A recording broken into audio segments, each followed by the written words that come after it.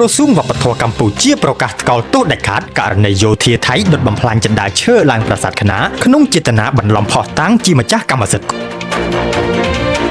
ក្រសួងវប្បធម៌និងវិចិត្រសិល្បៈកម្ពុជាបានចេញសេចក្តីថ្លែងការណ៍ថ្កោលទោសយ៉ាងខ្លាំងក្លាបំផុតចំពោះសកម្មភាពបំផ្លិចបំផ្លាញរបស់យោធាថៃទៅលើចិន្តាឈើឡើងប្រាសាទខណាដែលចិន្តានេះជាហេដ្ឋារចនាសម្ព័ន្ធបេតិកភណ្ឌវប្បធម៌សម្រាប់ឡើងទៅកាន់ប្រាសាទដែលត្រូវបានសាងសង់ឡើងដោយអាជ្ញាធរកម្ពុជានៅឆ្នាំ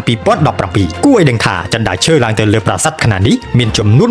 1181កាំនិងមានប្រវែង325ម៉ែត្រដោយត្រូវបានសាងសង់ឡើងក្នុងគោលបំណងគាំទ្រដោយការអភិរក្សនិងការគ្រប់គ្រងទីតាំងបេតិកភណ្ឌព្រមទាំងជួយសម្រួលដល់ការជួលទស្សនៈរបស់ភ្ញៀវអ្នកស្រាវជ្រាវនិងសហគមន៍មូលដ្ឋានផងដែរក្រសួងវប្បធម៌បានសង្កត់ធ្ងន់ថាសកម្មភាពនៃការបំផ្លិចបំផ្លាញដោយចេតនារបស់យោធាថៃទៅលើហេដ្ឋារចនាសម្ព័ន្ធនេះគឺជាទង្វើបង្កការខូចខាតយ៉ាងធ្ងន់ធ្ងរទៅដល់បេតិកភណ្ឌវប្បធម៌និងកិច្ចខិតខំប្រឹងប្រែងអភិរក្សដែលកម្ពុជាបានអនុវត្តអស់រយៈពេលច្រើនឆ្នាំមកហើយក្រសួងវប្បធម៌ចាត់ទុកថានេះគឺជាផ្នែកមួយនៃការប៉ុនប៉ងកាន់តែច្បាស់ក្នុងការផ្លាស់ប្តូរស្ថានភាពជាក់ស្ដែងនៅលើដីនិងជាការប៉ុនប៉ងលុបបំបាត់ភស្តុតាងជាក់ស្ដែងដែលកម្ពុជាគឺជាម្ចាស់កម្មសិទ្ធិដែលបានគ្រប់គ្រងថែរក្សានិងអភិរក្សទីតាំងប្រាសាទនេះជាយូរលង់ណាស់មកហើយ